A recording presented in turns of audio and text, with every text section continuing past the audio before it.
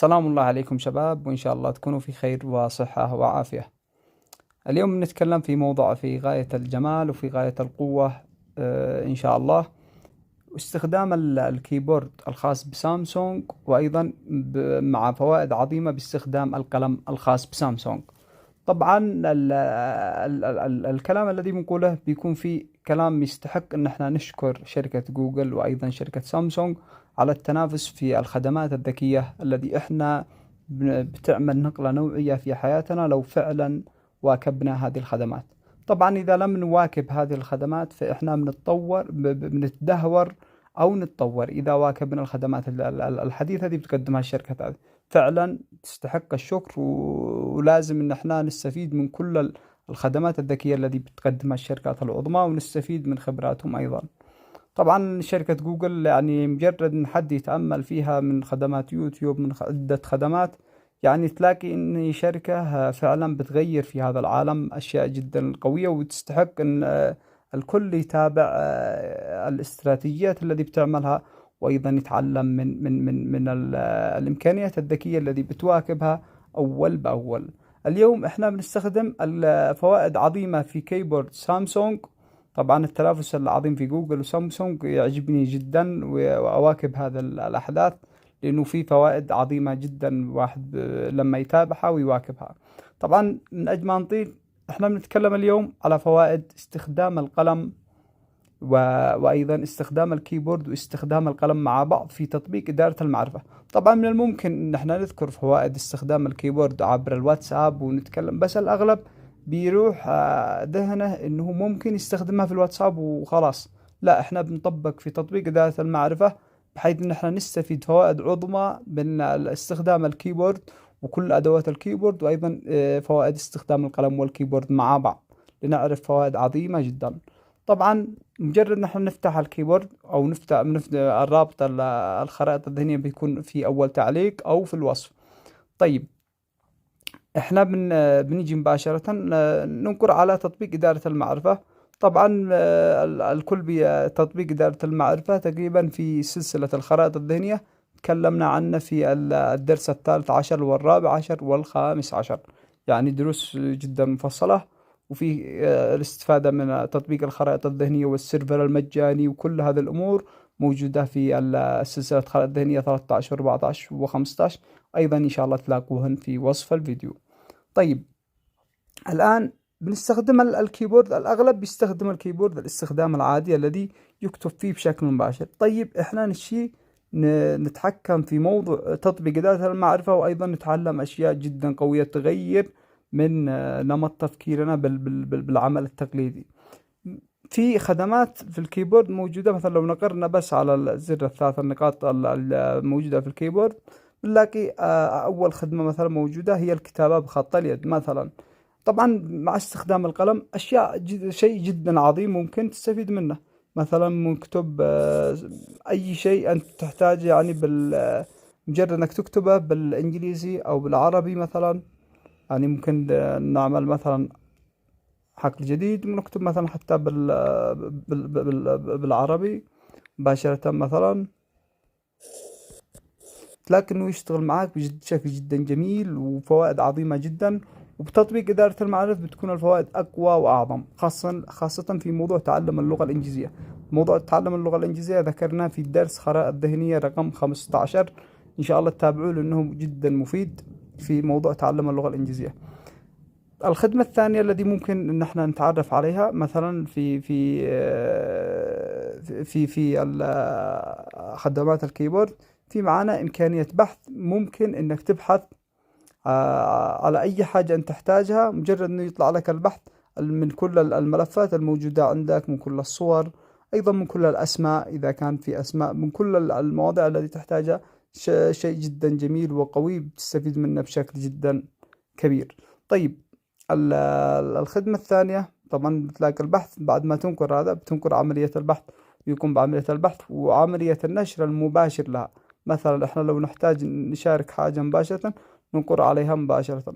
طبعا الترجمة من الأشياء العظيمة جدا جدا جدا، وجود موضوع الترجمة هذه. إذا أنت بتكلم حد إنجليزي وتحتاج إنك تترجم ترجمة مباشرة أو مثلا احنا بنتعلم في موضوع الخرائط الذهنية ونحتاج ان احنا نتعلم اللغة الإنجليزية بشكل جدا قوي. مثلا بنكتب مثلا مساحة مثلا من باب التمثيل، يعني ونخلي من العربية إلى الإنجليزية ونقول مباشرة ترجم. يعني مساحة بيكون مساحة، يعني بيعتبرها مساحة سبيس فاضية. طيب لو كتبنا مثلا كيفك مثلا، مجرد انك تقول كلام عربي يعني هاو ار يو مباشرة، كتبها وكتب لك الإنجليزية. شيء جدا جميل وشيء جدا خرافي وبسيط.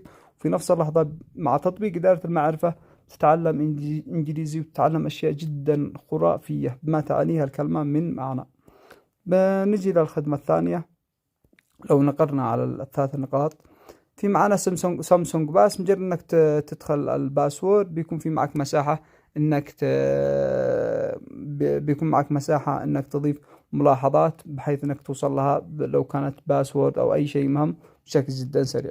موضوع اليوتيوب ايضا شيء جميل جدا. مثلا موضوع اليوتيوب انك تقدر تحط رابط مباشرة بموضوع. لو نقرنا على مثلا زر البحث، ننقر على زر البحث ونكتب مثلا ملوك البرمجة مثلا، أو خرائط ذهنية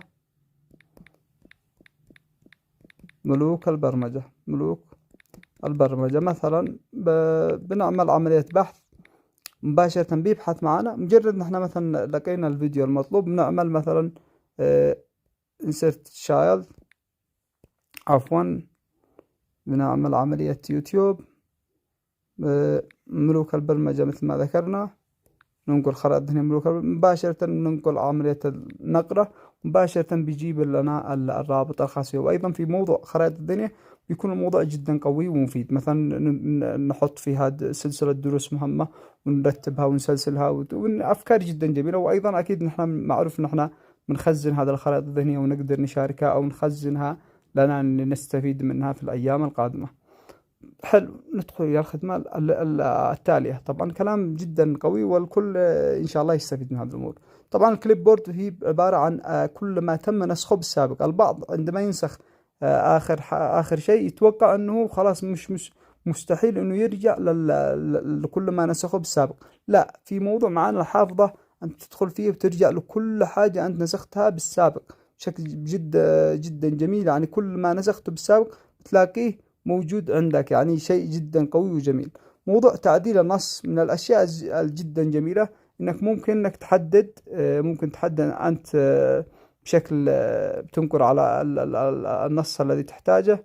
مثلا نقرنا على النص ومجرد عملية تحديد نختار إذا أنت حابب إنك تحدد النص بالكامل بشكل جدا سريع تستفيد منها بشكل جدا قوي. وأيضا إذا حاب إنك بعد التحديد بالكامل انك تعمل عملية النسخ او عملية اللصق والقص المعروفة، سواء عملية نسخ سواء عملية قص او لصق بالذي تحتاجه. كلام جدا جميل. ايضا الاوضاع، اذا انت حاب انك تغير الاوضاع الكيبورد الخاصة فيك تختار الوضع الذي يناسبك، او يد واحدة او او تخليها متحررة بحيث انك تقدر ايضا تحركها بشكل جدا بسيط وجميل. طيب بننتقل للخدمة التالية. طبعا في معك البيت موجي، ممكن انك تفتحه وتربطه بالبيت موجي عشان تبحث في البيت موجي هذه على الصور والصور المتحركة التي في ناس تحب هذه الأمور. وأيضا رموز إيموجي نفس الفكرة. إذا كان في معك شخصية خاصة فيك تستفيد من هذه الأمور أيضا. وكثير من الأشياء. والجدير في الذكر أنك ممكن تبحث في مثلا في الصور وعدة الأمور هذه. مثلا في بعضها ممكن بالإنجليزي، في بعضها بالإنجليزي والعربي، ممكن تبحث عليها وتلاقي حسب الاحتياج الذي أنت تبحث عنه. طيب أيضا في موضوع في معنا شيء جميل أيضا في موضوع الصور. في البعض مش عارف إنه في إمكانية إنه انك تقدر ايضا تبحث بس بالانجليزي عن الصورة التي تحتاجها كصورة معبرة. مثلا في تعلم اللغة الانجليزية مثلا تكتب انجري مثلا، انجري مثلا بتلاقيها موجودة بشكل جدا سريع. مثلا بتختارها وتعبر عنها مثلا في الخرائط الذهنية او في اي مكان انت تحتاجها بصورة سريعة جدا. طيب نشوف أيضا خدمات أخرى. الخدمة الصوتية طبعا من الأجمل، طبعا موضوع الجيف من الممكن أيضا تبحث في الصورة الجيف وتستفيد أيضا من هذه الخدمة وبشكل جدا قوي أيضا. ومن الأشياء وبالإمكان أنك تبحث باللغة العربية أو الإنجليزية في موضوع الجيف. ومن الأشياء الأسطورية والتي تكلمنا عنها سابقا في تعلم اللغة الإنجليزية بالخرائط الذهنية هو التعامل مع الصوت، شيء جدا خرافي وجميل. وأيضا في تعلم اللغة الإنجليزية بيكون شيء ساحر ساحر جدا يعني، فوائد عظيمة. هلو مباشرة بيكتب لك الكلام الذي أنت بتقوله بشكل زي how are you. طبعا I said يعني مثل ما I said how are you، يعني كلام جدا جميل ورائع. آه، are you fine.